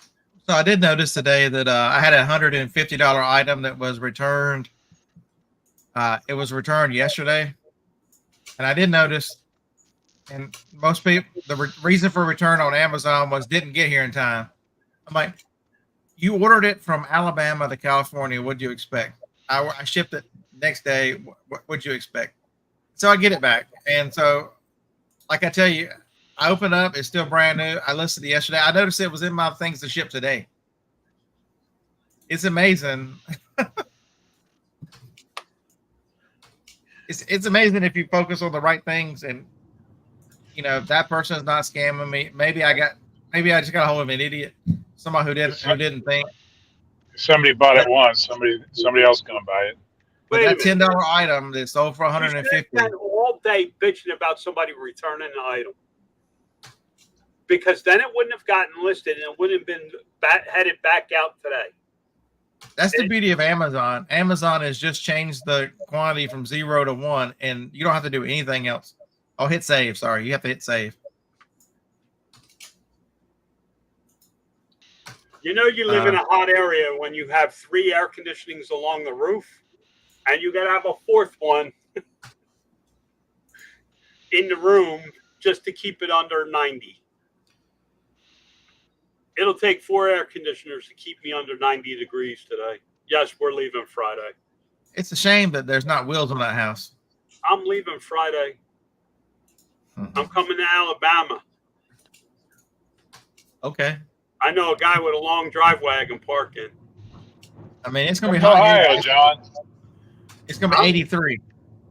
I was going to be in Ohio in next month, but my wife found a cruise for my grandkids. We were going to come to Millersburg with the grandkids. What could ever be there for you? What, Millersburg?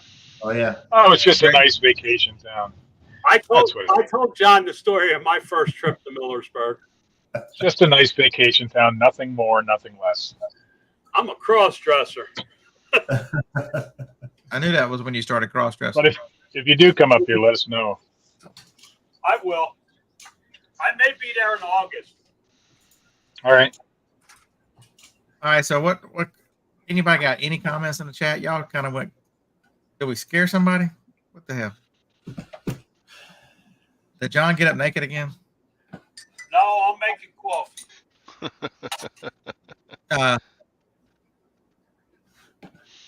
I put clothes on today. Look, I even got a shirt for y'all. Grumpy old bastard. I get a lot of compliments on this shirt.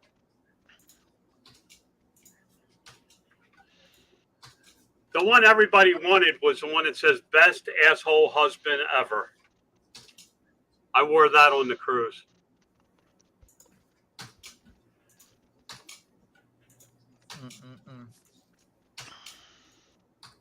I want to. How does J Ride in an hour get 40 listed? Well, it's talking about drafts. You know. So is that probably Jay? I'd be curious, Jay, if that's without pictures and you still got to put pictures on it. What, you know? How do you list? Do you have a process to list? Is there a way for you to build a template that you can list 90% of your items on that template?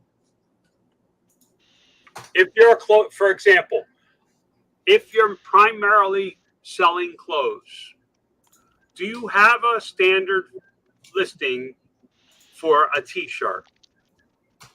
Right, because one of the things, so when I used to watch Rally Routes, I used to watch them a lot. So Ryan, they came up with a little thing that they put in every picture that gives you all the measurements, and it's in every single picture. You know, that process is great for answering a lot of questions. You know, that in a picture in that list, I don't know if it was the main picture or the second or third, but every single listing they make of clothing has a little thing in it that tells you the like a little board or whatever they put in it that tells you what the inseam is, what the arm, pit to pit, all those different, whatever the measurements Mar- needed are. Marcia did that when she was doing clothing too. How do you measure clothing? I've told people to take a frickin' I don't know if you remember, they used to sell it. You could buy a roll of tape, like sticky tape, that had measurements on it. Well, on the top of my desk, I used to take that tape and run that tape out and tape it down for measurements. You never had to find a yardstick. You never had to get a yardstick. It was right there. You just went.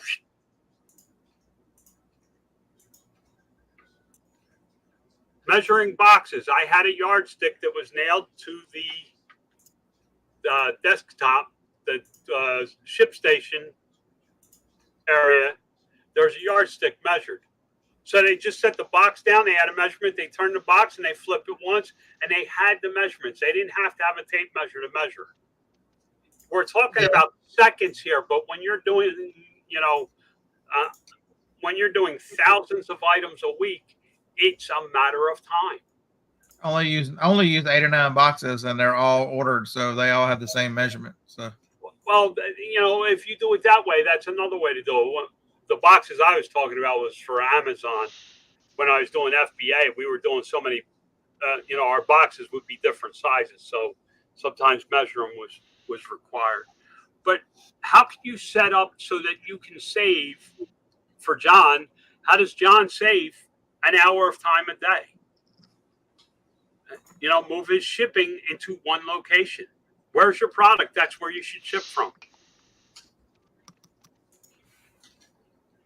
organization definitely matters. And product type. Everybody's going to be different, even me. Okay. So there's people think that you have to do the same thing. You can change everything you do. There's nothing that holds you to the same types of items. I'm telling you, I went back to retail arbitrage. I buy a lot different items than I was buying before.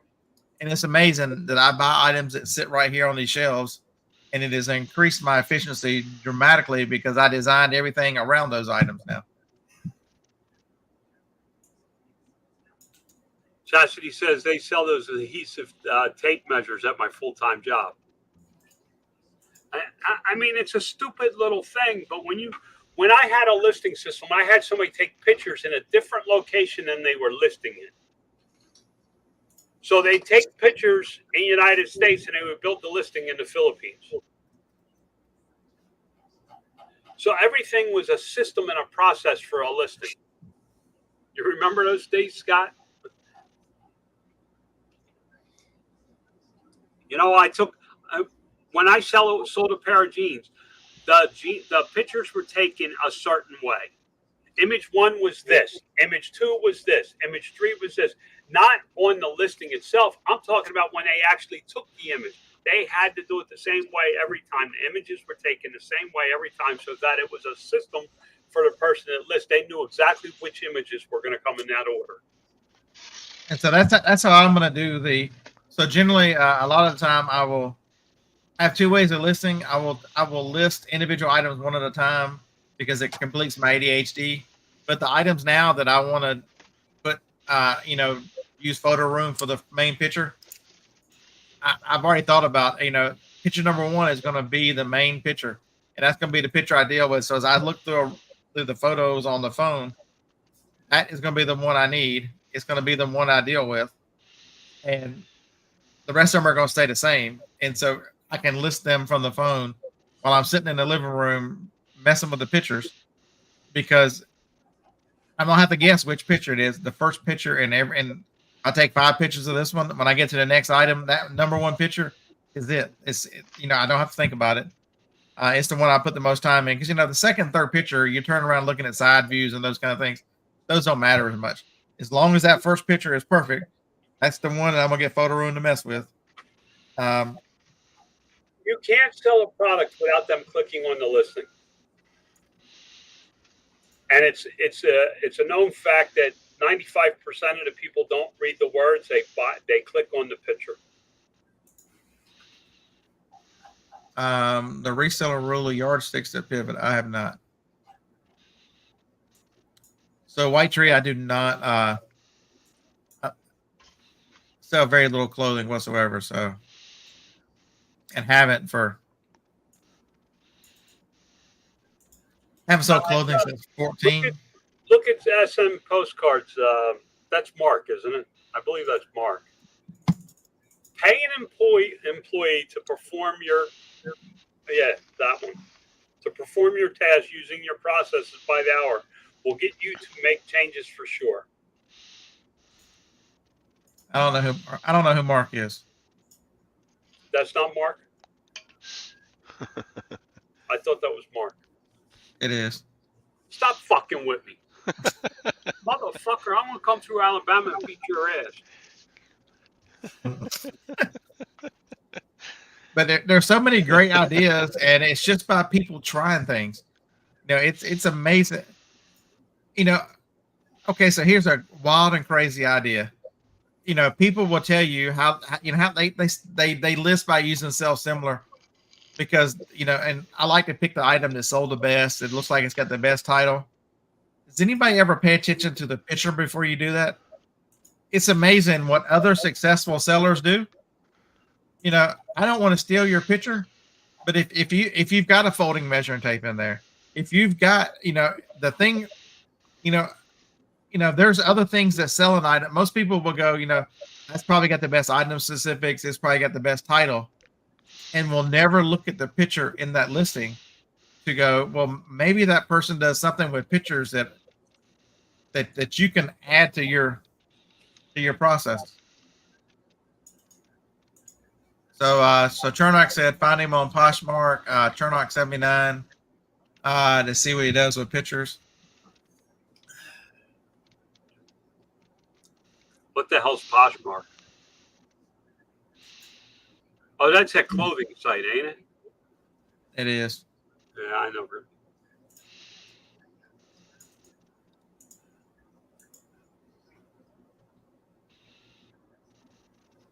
And you have to find out. You need to find out what your advantages are. You know, we were talking about this yesterday. You know, 2-inch tape and paper tape, and you know, it's not easy for me to make those types of changes. What's your advantages over a bigger seller? As a smaller seller or somebody that's self-employed or you're the only one doing this or however the frick you want to put it, so you're not offended and woke, is, you know, what's your advantage over me? If I'm selling blue hair dye because it's the latest, greatest thing, and all of a sudden pink becomes the hot thing, it takes me a long time to shift to sell out of my blue and shift to pink. Because I'm not running to Walmart and buying it to sell it on Amazon.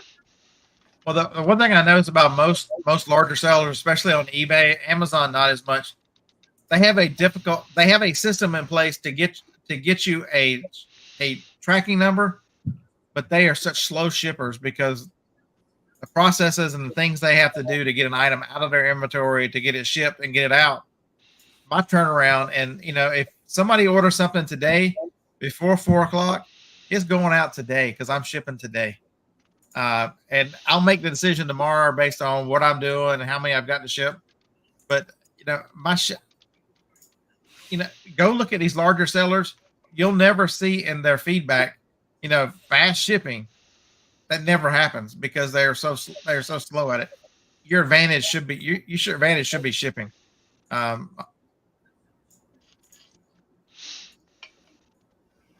but it's also a selling point too when you're sending an offer or receiving an offer and you're replying back to an offer. Maybe you're counter offering to a buyer. You know, let them know that we'll ship as early as tomorrow. That's a selling. Yeah, point. and I don't think even if the larger sellers have a tough time answering, especially eBay, go send a larger seller a message and see how long it takes for them to get back to you. You know, you have an advantage. If you have notifications turned on, the message shows up on the phone. I answer usually within 15 minutes, I'll answer a message. Just because I want it. I want it off my mental plate. I don't want, and also too, I think, see, I had the opposite. If I've got a customer that has question about an item, I want to answer it very quickly because if they're in the buying process, I think the faster you can answer a question, the smoother it can go. If you ignore a customer and then they buy it anyway, that's when their problems happen. Most people go, "Oh my God, the customer asked 2 questions." They're just going to return it. You've put that negative out there. I'm telling you, you're projecting this kind of stuff. If you thought about it the other way, I'm so glad I cleared this up for this customer because they're going to be wonderfully happy with this item because they're 100% sure it meets their needs. And all I have to do is deliver on what I've told them. You're golden.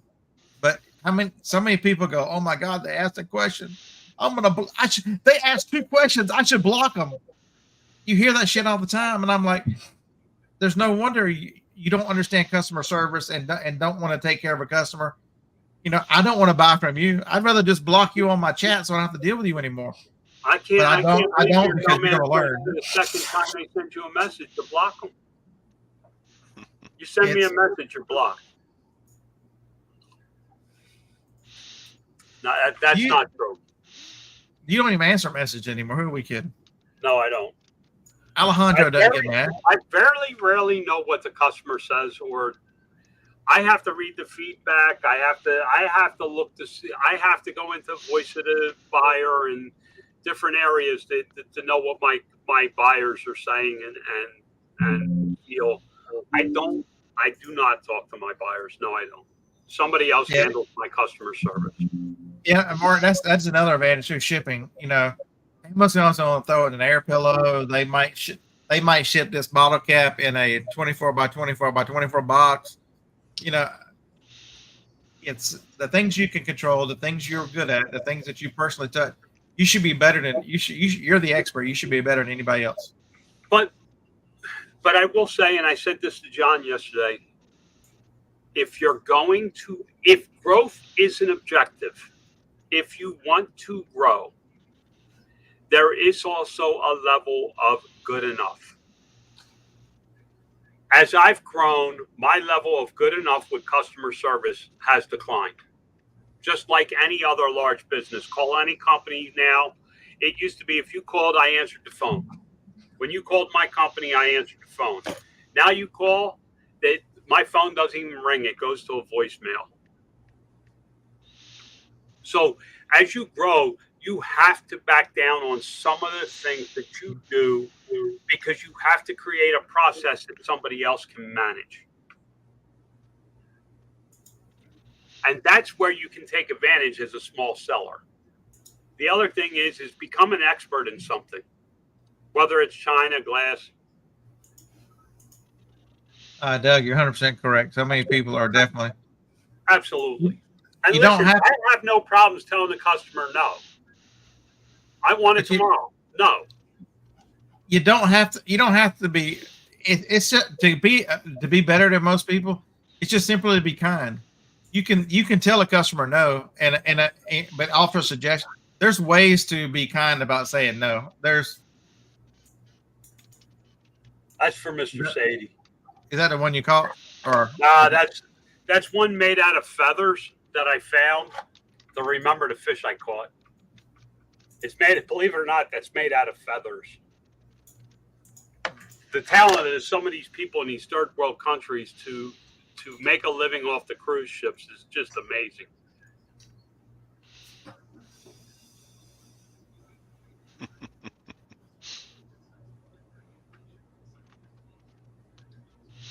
I just park in all those places, Mark, especially at Walmart. Walmart just the Walmart in Hazel Green has 40 some different of them Steve parking. The hell with that. You have to park out at the next business over to get into Walmart. I go up and I usually park in like number, I don't know, 27, 28. The hell with them. Don't be parking in my spots. Where the hell are you? He's in the bathroom. Get out the bathroom. I'm not in the bathroom. I'm in the toilet. Okay, so just to make this clear, all that clearance that I bought was because of a remodel. Unless your Walmart's going through a remodel, they don't have the clearance I have. I mean, it pained me to buy Legos for $1, but I did it. I bet you that was painful. Package didn't arrive. You have to, your processes have to work for you. Like shelf 7 and 9 for John works. And it works for Jenna. It does work for Jenna. And the reason I keep bringing it up is because it's something that can be changed. That would save time. You know, because he asked, how would you save time? How do I do more with less time? And as we get older, that's what we want to do. We wanted to be able to do more using less energy and time because we just don't have it anymore. Yeah, I told Beard when he hit 50, he's going to want to change his processes. Well, he hit 50 and he had to go through burnout first. And then he realized I got to start changing things if I'm going to be able to support my family the older I get. And I don't know why 50 seems to be the magic number that you start taking a look at your life going, okay, how am I sliding into the casket going, that was a fun ride.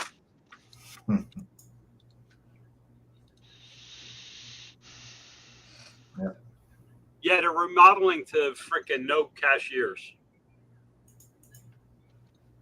The Walmart here is remodeling to more cashier. They took off.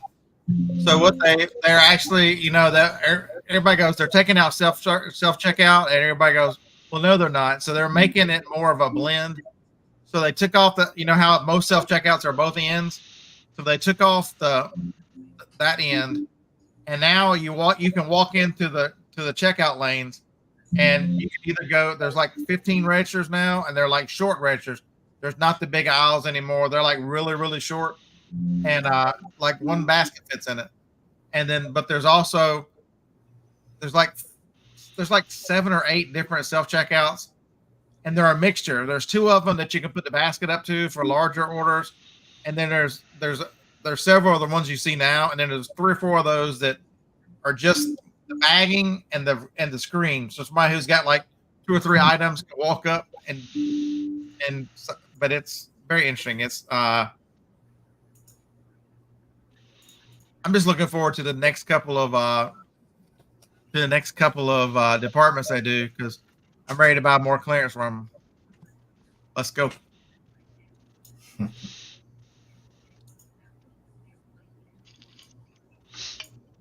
What I found interesting was how many people actually made a full-time living out of our chat. I was surprised at that. Remember we asked that question a couple weeks ago? Who does it full-time? And if they're all doing it full time, why the hell are they asking me about shipping still? My favorite type of question.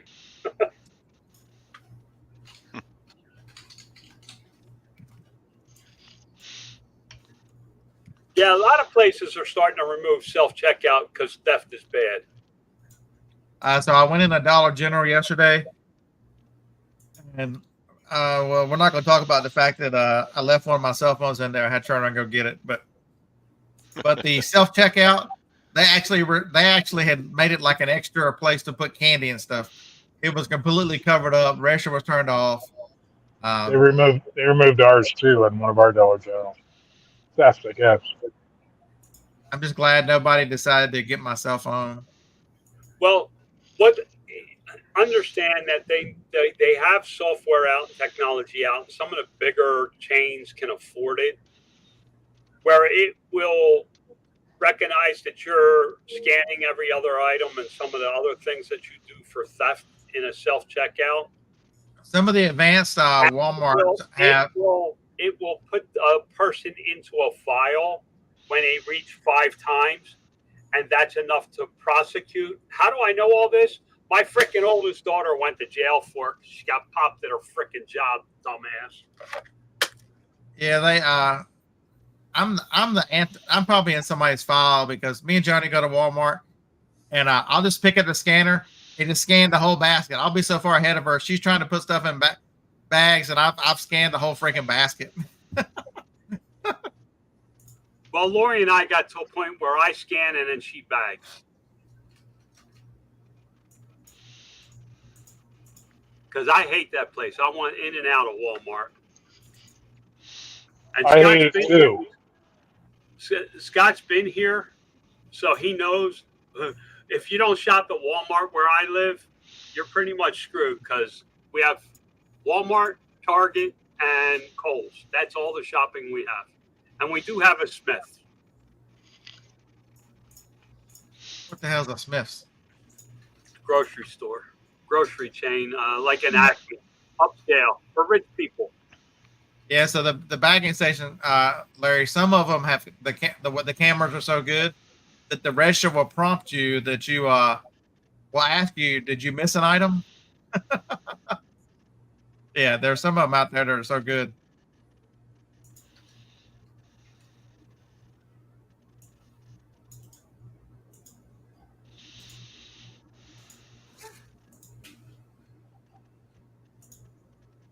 Steve, quit messing with us. He's trying to figure out where the hell he's going. I think he's flipping us off. Fuck him too. All right. I got stuff to do. What's that? What's next? Yes, I got stuff to do. You got me on a roll. Let's go. So I just Oh, hell, Todd's here. I forgot Todd was here. I took delivery yesterday on 2 hours a week. That's a pool cleaning robot. So For your house? Or is that Yeah. for sale? that's for my house. Okay. It saves me 2 hours a week. So there you go. How much silver did that cost you? Too much, but it should. Yeah, but if it saved you 2 hours a week, you know, I bet You you only it's work- cheaper than what you only John's work- buying today.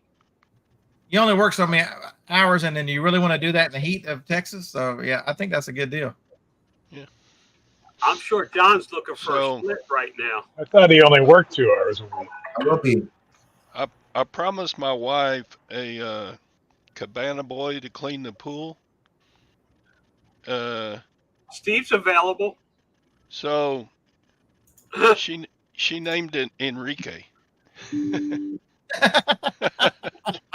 Hey, John, if you want to look for a split, look on Facebook Marketplace. Your Yeah. local, look on your local buy-sell group. Some of the electricians buy a pallet of them, and they'll Mhm. install it too. We're talking about air conditioner. Yeah. So Yeah, at he the, He needs to stop being cheap and put air conditioning in Jenna's workspace. Well, it's really been mine. I've been out there more than anyone else. She goes out Okay, there. so Bring it in. so is the garage door insulated? No, it's not. It's That's not. your first step. Insulate that door. Yeah. You'd be amazed that I bought this when I was doing the building, and he said something, he did something about the garage door. I'm like, is that an insulated door? He goes, what do you want that for? I'm like, because I'm gonna be out here all the time. I don't want to lose all my. It's amazing that insulated door how valuable it is. Okay. I will check into that as well. Because just go stand over by the garage door and feel the heat on that door, that metal door. This one has none whatsoever.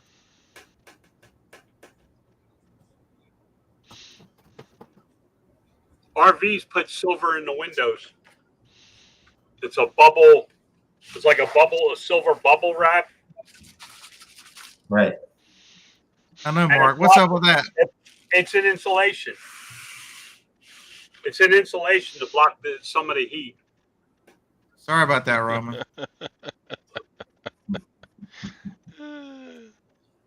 So hopefully you learn. I told you one item to pick up Instapots. You'll be amazed. With that information, I would tell you that almost any kitchen item, the parts on them are. So I picked up a Ninja blender for $10. The blender had the blender cup is cracked. Why would I pay $10 for a Ninja, the blender where the cup is cracked? Because the lid is worth $19. The blades are worth like $22.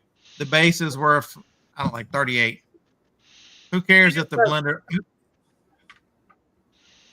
We used to have a girl on the show all the time, not this show, in the morning, the reseller morning show. Deb? Yeah. She was great at parting stuff out. When in doubt, part it out. Yeah, Martha, John, they're right. If you, they sell inserts you can insulate your garage door. You don't have to. Cheap too. It's amazing. But so in most of those kitchen items, people don't want to replace the whole thing. They rather just fix what they've got. You know. You got a swamp cooler, John? No, I have central air here in the house, but outside I have it's an AC unit, and that I picked up for like $300-400 that attaches. It pulls out the air through the vent. The only vent that I have in the garage, I have it set up to pull that air out, and it kicks in cool air. But it's so hot, 110 degrees out in the garage.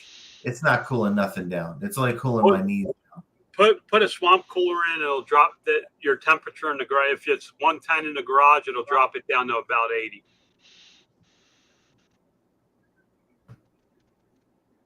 And if it gets up that hot, throw ice in the pan with the water. Yeah. And it'll drop it down even further. And you can get one at Ace for $350, $400. Okay. And what you do is just aim it where you're working. And that big fan with that water mist will let you feel cooler, but not condensate to the point that it's moisture on the boxes or anything. Right. I'll tell you what you do. You set Jenna's phone for 4 a.m. and tell her she's got to get out there and work before it gets hot. I said that. I did say that to her. I said, maybe you need to get up earlier and get your shipping done while it's cooler and then go back to bed.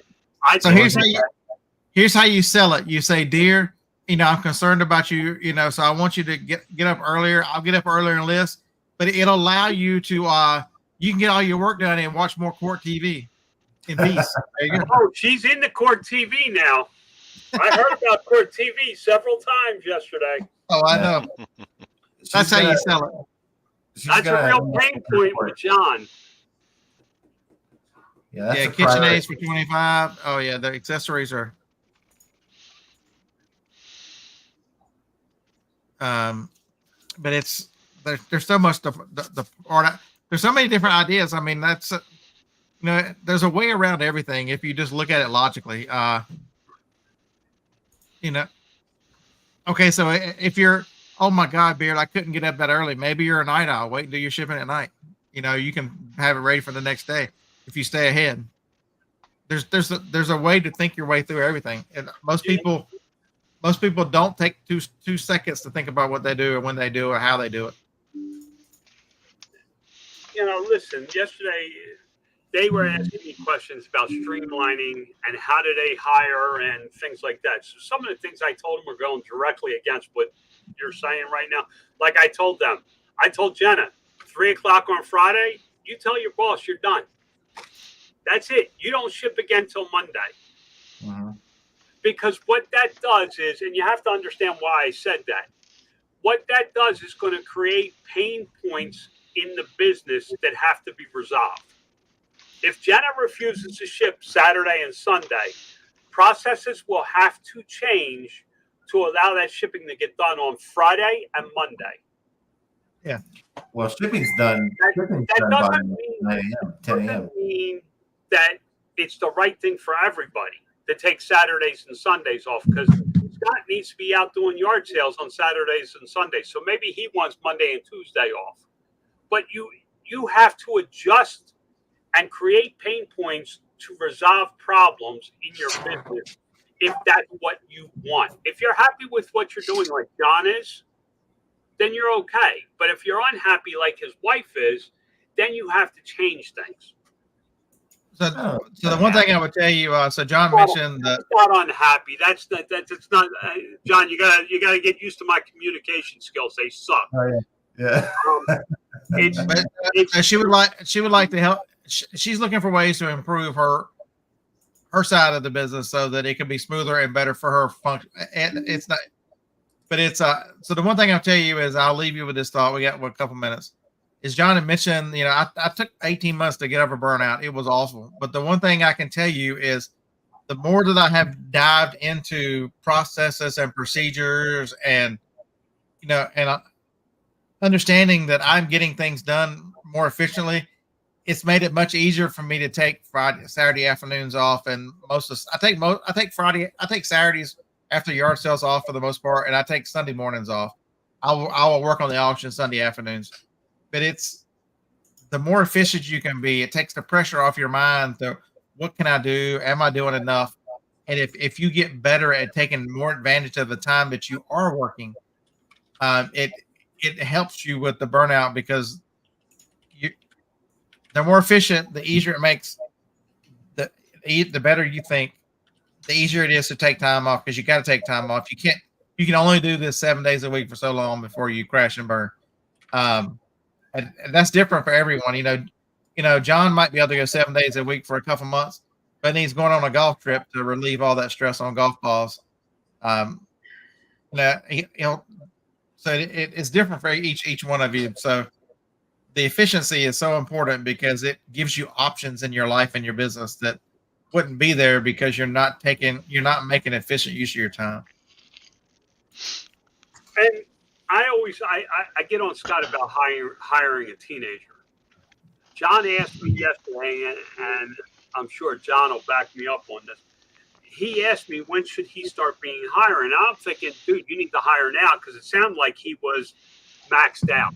And by the end of the conversation, by the end of the 3 hours, I said to him, you don't need to hire right now.